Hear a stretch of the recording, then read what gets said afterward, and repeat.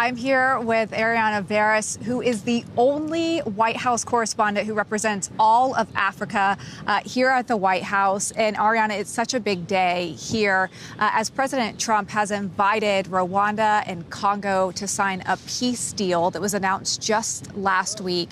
You actually got to sit down with the president of the Congo in Africa earlier in the week and speak with him about this momentous, this historic event that's happening here today at the White House, and you will be in the Oval Office as well.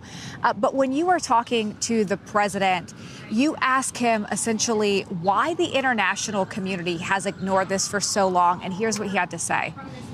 The international community have forsaken us, and we are victims, and we have millions of victims recorded since then. Now, we believe that the international community ought to take side with us and help us sort this situation. That's why I would like to hereby thank the Trump administration for the efforts they are doing, and I'm even convinced that this will be successful. And I really want to say that finally the international community, through the United States taking the lead, have understood that they needed to help the DRC people. So why do you feel like this has been ignored by so many around the world, this genocide, this fighting that's taken place for over 30 years? Thank you so much, Lyndsay, for having me. As you've mentioned, I was in Congo last week. I've witnessed myself how proud, how happy the people of Congo are because of this peace deal. And I've seen hope. You can tell that there is hope right now. And from the president answering your question, he have said hypocrisy. This is what he noticed from the international community and also from many African leaders, except, of course, the president of Angola, President João Lourenço, who worked very hard to bring peace to Congo, but unfortunately, he couldn't deliver. But now they are seeing into the United States, under, of course, the leadership of President Donald Trump, that finally they will see peace in Congo, which pretty much will bring development and, of course, economic benefit to the country.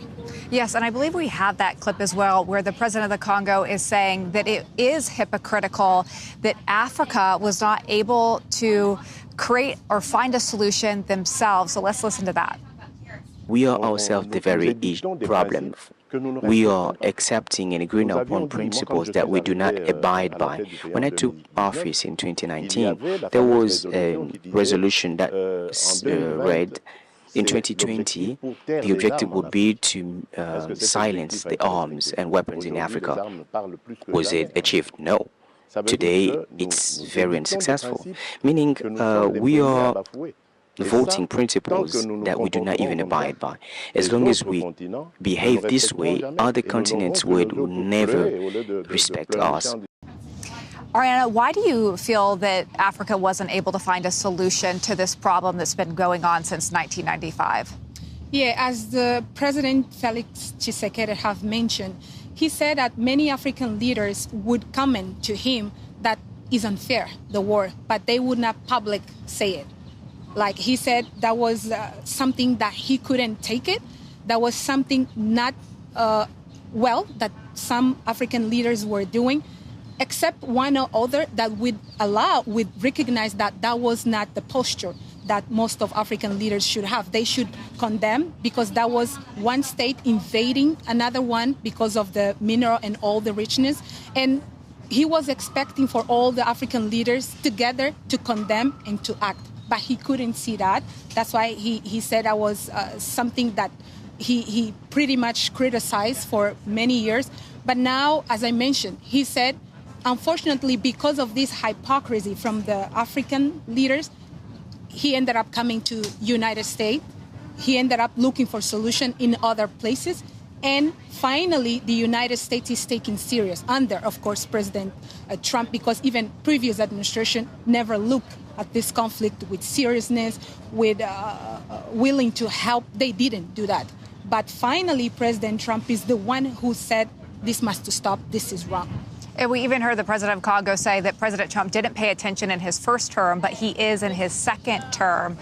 What is the standpoint of Africans and how they view President Trump? This is a great question, Lyndsay, because I went to Congo. I spoke with the people, even little kids. You're not going to believe that. They know a man named Trump is doing something to bring peace to their country. Some of them, they don't know much about President Trump, but they know the name Trump because they know that's the man behind this upcoming peace that is coming to Congo. And also, they are very, very happy. You can see hope in the eyes when you talk to the people. They say, finally, we'll be able to make our country grow. We'll be able to do business with people because we're not going to be focused on solving this war problem that has been lasting for many years and killing many people. So they are happy. They have hope now. The president even suggested that the war between Rwanda and Congo has killed more people than World War II. That's right. Just for context for our viewers here, President Trump has talked about how he has solved peace between Pakistan and Iran, Abraham Accords, which he hopes to have more of, and now Congo and Rwanda. You ask the president if he believes President Trump should get a Nobel Peace Prize because of that. Here's what he had to say. Some people would say that this war has caused more dead than the Second World War. And I think if President Trump, thanks to his mediation, managed to definitely end this war, he would really deserve this Nobel Prize. I would go the first to vote for him. Hariana, do you believe that this is something that these two countries will nominate the president for? Does it deem itself worthy of a Nobel Peace Prize? When I spoke with President Tshisekedi, he was very clear that this was a war that previous administration, United States, couldn't do anything except this one under the leadership of President Trump. And he also knows that President Trump is not only focused on Africa or solving this problem in Congo, but he's also focused on bringing peace between Russia and Ukraine and also in the Middle East. And he mentioned to me during this interview that because they see hope, peace coming to Congo, when finally the peace reach the Democratic Republic of Congo, he will be more than happy to nominate President Trump for the Nobel Peace Prize. And finally, before we leave here, as a representative of all of Africa, as you are here at the White House, what does this moment not just mean for these two countries, but also Africa as a whole that makes up many, many countries? Yeah, this is an historic day, of course, because, as you know, many people in Africa know about this conflict for years, and no one could do anything to solve. Many Congolese die. The country is devastated. The country, even though has so many natural resources and so many opportunities from business, from tourism, from many areas, they wasn't able to grow because of the war. So now, with this peace deal agreement signing that we will be witness in a few hours, they are hopeful that the country finally will be able to rise and to grow.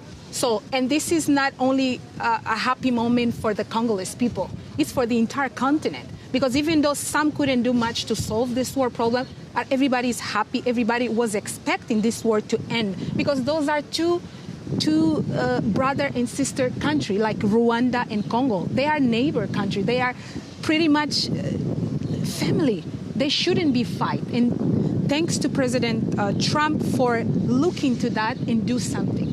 This is a hope not only for Congo, but for the entire continent, because all the continent, all the countries in Africa, they want this war and many other wars to end.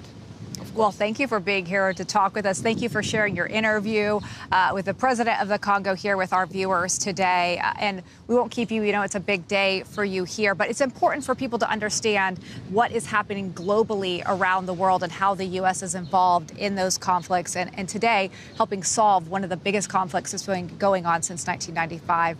Hariana Veras, thank you so much. Thank you, Lyndsay. Thank you.